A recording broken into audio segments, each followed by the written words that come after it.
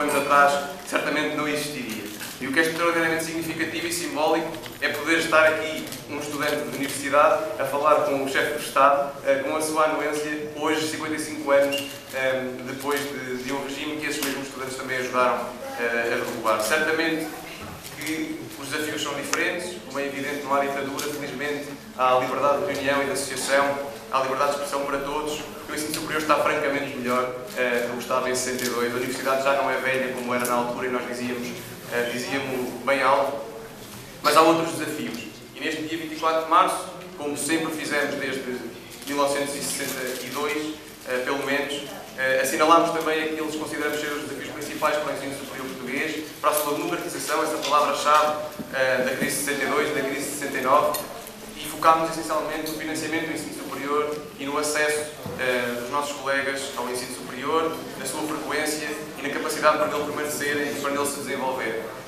Foi isso que tentámos fazer ao longo do dia de hoje, manifestar-nos sem rodeios por um ensino superior mais aberto, mais acessível, mais justo também, e pedimos que a sua gratuidade fosse concretizada. Sabemos que é um objetivo bastante ambicioso, sabemos as dificuldades financeiras que o país atravessa e não pretendemos, de forma alguma, através de um chavão simplista, alterar o rumo do ensino superior meramente. Fizemos, sim, uma ação para consciencializar a comunidade académica e a sociedade civil em geral para a importância desta temática, que é não só uma questão importante para nós e para as nossas famílias, mas acima de tudo uma questão importante para o desenvolvimento do país. Porque acreditamos, e esse é que é importante reafirmar, acreditamos que um país desenvolvido, democrático, em que a igualdade de oportunidades está assegurada, é um país em que todos podem aceder à educação com a mesma facilidade e sem nenhum bloqueio de ordem financeira ou económica, e por essa razão maior do que nós próprios também,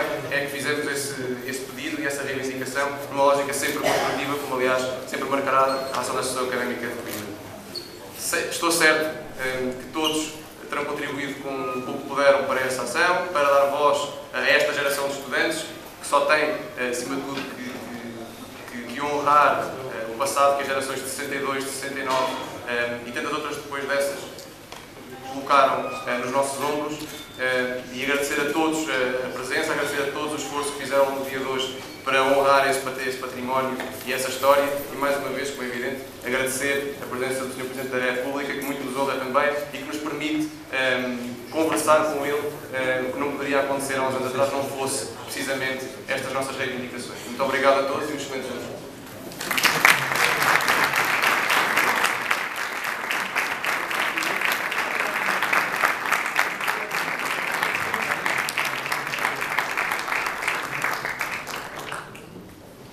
Sr. Presidente da República, caro Presidente da Assembleia da Associação Académica, Sr. Reitor do Rio Arcão, Sr. Presidente dos Estudantes, Sras. Administradoras, Sra. Vereadora, caros membros da Direção-Geral, todos os estudantes aqui presentes. Hoje é o Dia do Estudante, e portanto não é o dia de eu intervir para além de me juntar aos agradecimentos que já foram aqui ditos de o Sr. Presidente da República se juntar a nós na comemoração deste dia. Acho que, por muitos séculos que tenham passado, Coimbra é, de facto, a cidade dos estudantes, é o local onde, ao longo destes séculos, tantas vezes se construiu o país, porque as ideias constroem o país. Aliás, um dos grandes erros do regime anterior foi que pensava que, enviando os estudantes mais rebeldes para o serviço militar, que os castigava e de alguma maneira castigou, só que ajudou à disseminação de ideias que não eram muito favoráveis e que depois vieram a ter, foi um dos múltiplos mecanismos que depois vieram a ter consequências muito boas para nós, menos boas para esse mesmo regime.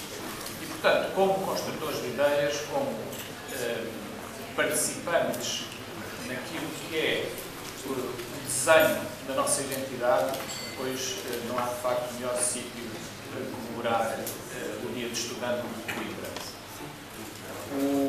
O objetivo de conseguir alargar o acesso ao ensino superior de todos os jovens portugueses, e mesmo daqueles que já não são tão jovens, é um objetivo que todos nós partilhamos.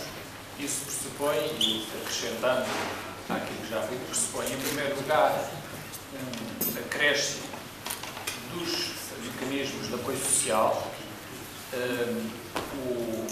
o alargamento da base das bolsas, dos patamares de bolsa. Estamos aqui, aliás, numa instalação que é gerida pelos Serviços de Ação Social da Universidade de Coimbra, uma refeição servida pelos Serviços de Ação Social da Universidade de Coimbra, e, portanto, é um sítio absolutamente adequado para o mencionar.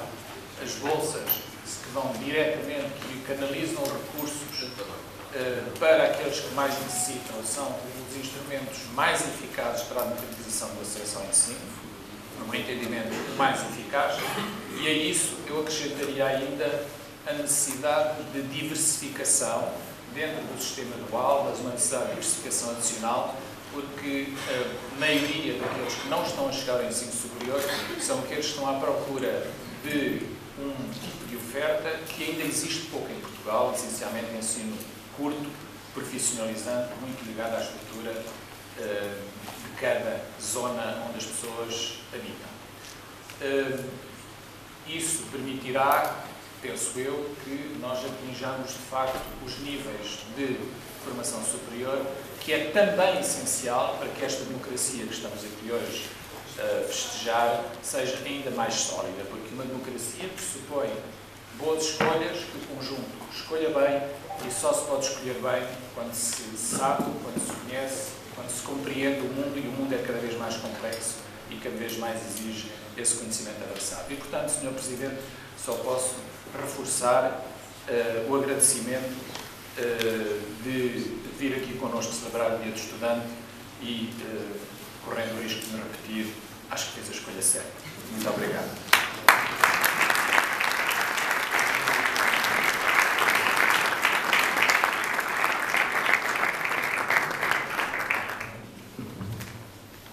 Caríssimo Presidente da Associação Académica de Coimbra, magnífico reitor, sempre reitor, eu costumo chamar o reitor perpétuo, o Dr. Clio Raquel, e também querido amigo, caríssimas e caríssimos amigas e amigos. De facto, eu não podia deixar de celebrar o Dia do Estudante, porque a minha vida, e foi essa a minha escolha, e é essa a minha vocação, foi ser estudante, desde que entrei nos bancos da escola e até um dia, naturalmente, deixar de contar o número dos vivos. Mesmo como professor, fui sempre estudante. O professor é sempre estudante. Aprende todos os dias. Aprende todos os dias porque mudam as gerações. E elas trazem consigo maneiras de ver os problemas completamente diferentes, ou formas de exprimir, ou de ajuizar, ou de transmitir realidades que são as mesmas, mas que naturalmente são encaradas de forma muito diversa no decurso do tempo. E por isso, ou porque os problemas são diferentes, ou porque são vistos de forma diferente, o professor todos os anos aprende algo que não conhecia nos anos anteriores. E isso é muito enriquecedor. O processo educativo é um processo que, em rigor, começa antes de nascermos, no contexto social e familiar onde viremos a nascer, mas que certamente se torna mais claro no momento em que nascemos e nos acompanha até à morte. E é multiunívoco. Por um lado, transmitimos, por outro lado, recebemos. E não é só bionívoco, porque estamos permanentemente a receber e a transmitir um conjunto de destinatários e recebemos num conjunto de emitentes. Isso é muito claro nos professores, é muito claro naqueles que são alunos num certo momento e depois, mais tarde, acabarão por ser professores ao longo da sua vida. Estamos sempre a aprender. Eu não podia, portanto, deixar de celebrar convosco o Dia do Estudante. E em Coimbra? Em Coimbra. Onde é que realmente se localiza a alma mater em termos de academia do nosso país? Coimbra. Estou tanto mais à vontade quanto sou doutor por Lisboa e doutor honoris causa pelo Porto. Mas o que é facto é que só existem essas universidades, como existem outras realidades no nosso ensino superior, porque existiu Coimbra e porque existe Coimbra. Tinha de ser em Coimbra, tinha de ser convosco em Coimbra. E tinha de ser à hora a que realmente se devem encontrar os estudantes em Coimbra. Ou anoitecer. Não é porque seja noctívago, não é verdade, sou noctívago. E estudo à noite, também estudo de dia, mas sempre estudei mais à noite. E ensino à noite. Já há muitos anos que comecei a ensinar a cursos novos, além dos diurnos. E que são diferentes, como sabem. Mas o que é facto é que celebrar o dia do estudante, celebrar em Coimbra e celebrar esta hora, é a convergência ideal de fatores para podermos olhar para aquilo que acabou por ser aqui apresentado pelo vosso Presidente. Eu vivi muitas crises. Vivi a crise de 62, ainda antes de ser universitário. Era estudante liceal. Mas numa fase da vida em que já acompanhava muito perto daquilo que se passava na universidade. Depois vivi a crise curta, que houve sobretudo, é uma crise lisboeta, de 65. Acompanhei intensamente a crise 68-69, foi sobretudo 69 aqui em Coimbra, 68 foi ligeiramente em Lisboa e muita importação do que se passava em França. Naquela altura a universidade era francófona e, portanto, a vida política e a vida intelectual portuguesa acompanhava o que se passava na vida política e intelectual e académica francesa. E depois de 69 foi um grande momento em termos de crise académica nacional e que teve o seu centro em Coimbra. E o somatório dessas crises mostrou a força do movimento estudantil, acelerou a decadência da ditadura e, sobretudo, mostrou um caminho que é um dos grandes triunfos de Abril. E esse caminho chama-se democratização do acesso ao sistema de ensino, nomeadamente no ensino superior. Essa é a grande diferença. Quando eu era estudante do primeiro ano da Universidade, da Faculdade de Direito, em Lisboa, era uma minoria muito minoritária que acedia à universidade. Não havia politécnicos, havia muito menos universidades do que existem hoje, muito menos escolas e departamentos do que existem hoje, e era uma minoria. Era verdadeiramente chocante assistir a que muitos dos nossos colegas de primária não passavam com dificuldade, quando eu andei na primária, não passavam para o liceu. Porque a escolaridade obrigatória é de 4 anos. E tinha acabado de ser 4 anos para as raparigas. Porque poucos anos antes, era de 3 anos para as raparigas. 4 para as raparigas. Depois, no segundo ano, fim do primeiro ciclo do liceu, debandava uma parte dos colegas. No segundo ciclo do liceu, debandava outra parte dos colegas. Chegavam ao terceiro ciclo, próximo do acesso à universidade, pouquíssimo. Então, para a direita era impressionante. Era uma turma minúscula. E desses, uma parte não entrava na universidade. E não entrava por falta de qualidade, mas por falta de meios, por falta de recursos. Entrávamos pouquíssimo. Isto aplicava-se a Coimbra, aplicava-se a Lisboa, que eram, no caso de Direito, as escolas existentes em termos universitários.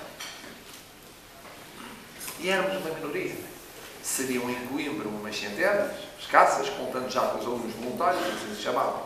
Os que trabalhando não podiam ir com regularidade às aulas, nomeadamente nessa vestiário, nas aulas práticas. Somando Coimbra com Lisboa, haveria o quê? 1000 alunos no primeiro ano, talvez menos do que 1000 alunos. E depois, nos anos seguintes, então não se compara. Chegavam ao 5º ano, e concluíam anualmente a sua licenciatura umas dezenas largas. Umas dezenas largas, mais largas ou menos largas, de acordo com as bitolas de cada momento. E com a capacidade financeira de levar até ao fim esse estudo. Não havia bolsas. Era assim o panorama. Dir-me, isso é na pré-história. É uma pré-história muito recente. É uma pré-história muito recente. Portanto, foi uma grande conquista de Abril e uma grande conquista da nossa democracia, precisamente o acesso mais amplo ao ensino, que fica ainda assim aquém do que se vive noutras sociedades europeias.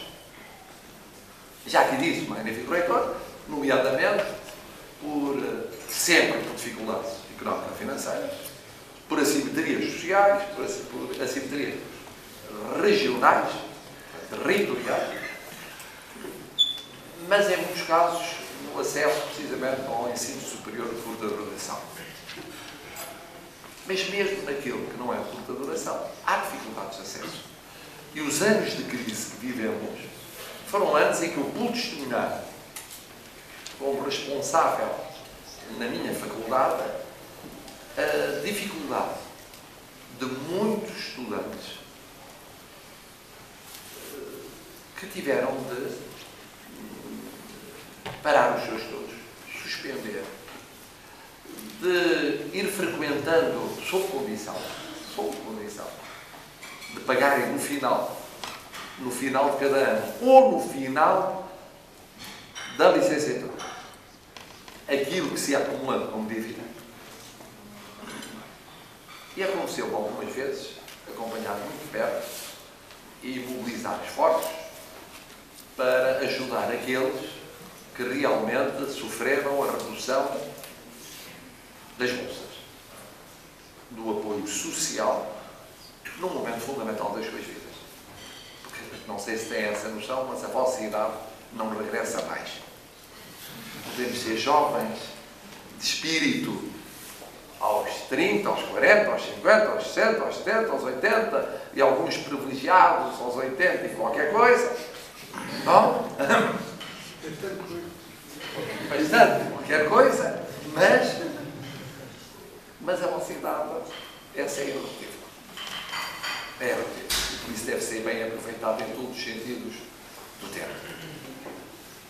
Compreendo, por isso, muito bem, a posição reivindicativa do vosso Presidente.